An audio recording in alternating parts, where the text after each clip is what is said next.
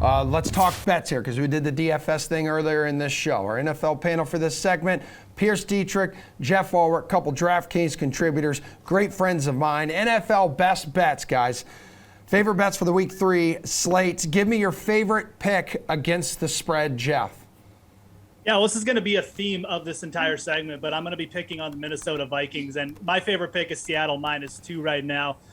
Minnesota they just tend to get just a little bit too much respect. It's like Mike Zimmer things, like, oh, Mike Zimmer's a good head coach, the Vikings must be good. They were 6-10 ATS last year with Mike Zimmer. This has not been a good team to bet on in terms of against the spread. And look, they have a clear mismatch at quarterback with Russell Wilson versus Kirk Cousins. You've got two defenses who are probably equally bad. If anything, you give the slight edge to Seattle, I would say, just based on the start of the year that Minnesota has had. And yeah, okay, it's a road game, but it's really not that big a deal, again, when you've got Russell Wilson at quarterback. So matchups, all things considered, I think Russell Wilson is going to eat this secondary alive. If the Seattle defense even shows up a little bit, this one might not even be close. So Seattle -2, easily my favorite bet on the Sunday main slate anyways. Dude, listen to this weird stat too. So the Seahawks have played well at this point in the season, obviously, but they own a 9-2 ATS record over the last 11 Week 3 games. I'm done. You can find anything you want to find on the internet. Pearce. Pretty good at the start of the year last year too. Yeah. Pearce, what about you, dude? Your favorite pick against the spread? That's some impressive Googling. I know every stat is out there, but locating them sometimes can be pretty difficult. Thank you. So kudos to you there. I like the Raiders, -4.5. Julie and I talked about this yesterday. I don't understand why this line has not moved. It's staying where it is. I love this line. The public likes this line. The big money likes this line. It's got to move. I don't get it. The Dolphins are going to have a backup quarterback. The Dolphins just got destroyed 35-0 against the Bills team that doesn't really look that great at the moment. The Raiders are looking pretty decent too as well. The offensive line's playing well. The defensive line's playing well. They've got some serious weapons on that team with Carr.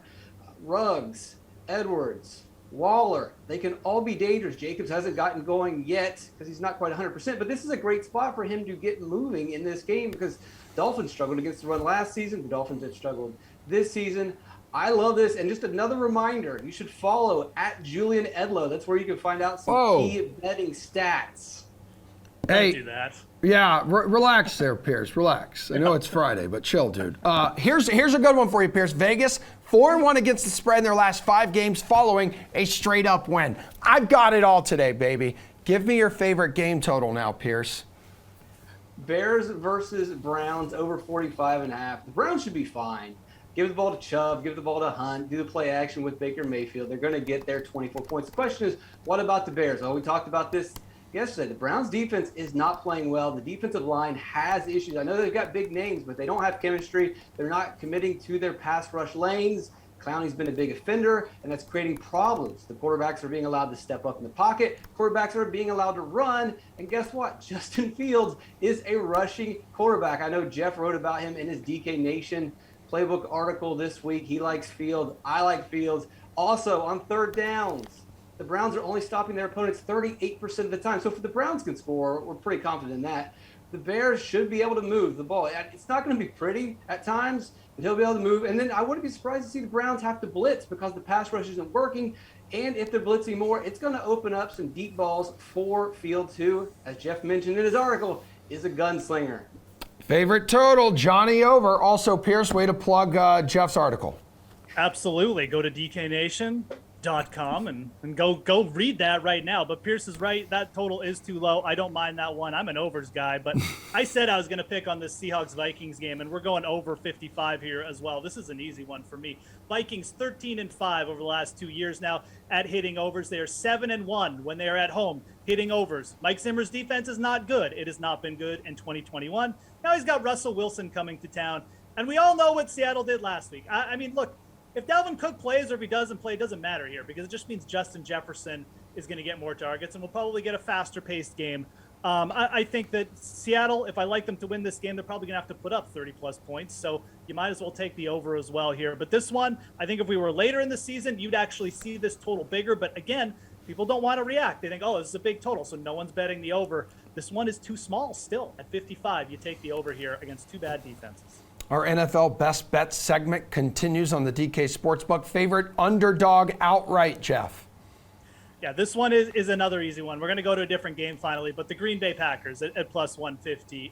They're on the road against San Francisco. Look, again, you've got another quarterback mismatch here. Jimmy Garoppolo has definitely started the season well, but you saw that Green Bay defense. Obviously, people, I get it. They're a little bit concerned here. Could San Francisco just run all day against this Green Bay defense? But you saw them pick it up a little bit. They finally started to get some pressure on Jared Goff. Now they take on another pocket quarterback who basically is just a statue back there in Jimmy Garoppolo. They just get a little bit of pressure on him here.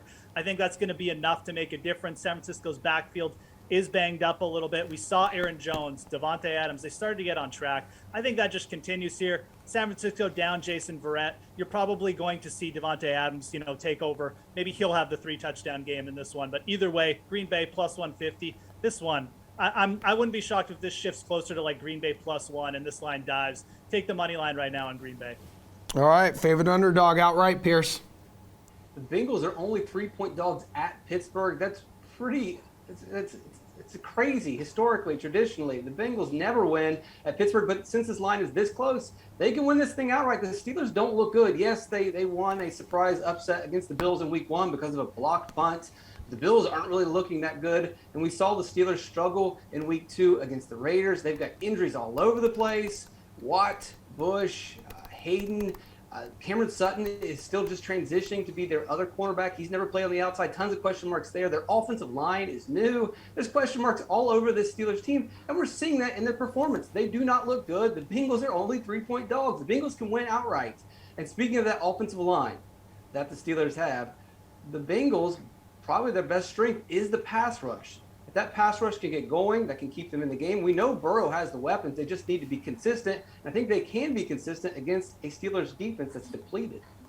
All right, so favorite player prop. We'll wrap up the segment with that. Pearce.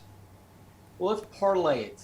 I like Justin Fields at over 54.5. We already talked about that. But how about Daniel Jones at 26.5? We talked about this earlier in the week. Jones rushed for 27 yards in his first game, 95 yards in his second game. People say, oh, well, that's just a fluke. He's a quarterback. He's scrambling. These are design plays. These are design draws. These are RPOs. Teams are honoring Saquon Barkley, and that's allowing Daniel Jones to hold the ball and run the ball. He should have had 150 yards last week. He's facing a terrible Atlanta team, and this Giants offense is going to sneak up on people. I think there might be something special here.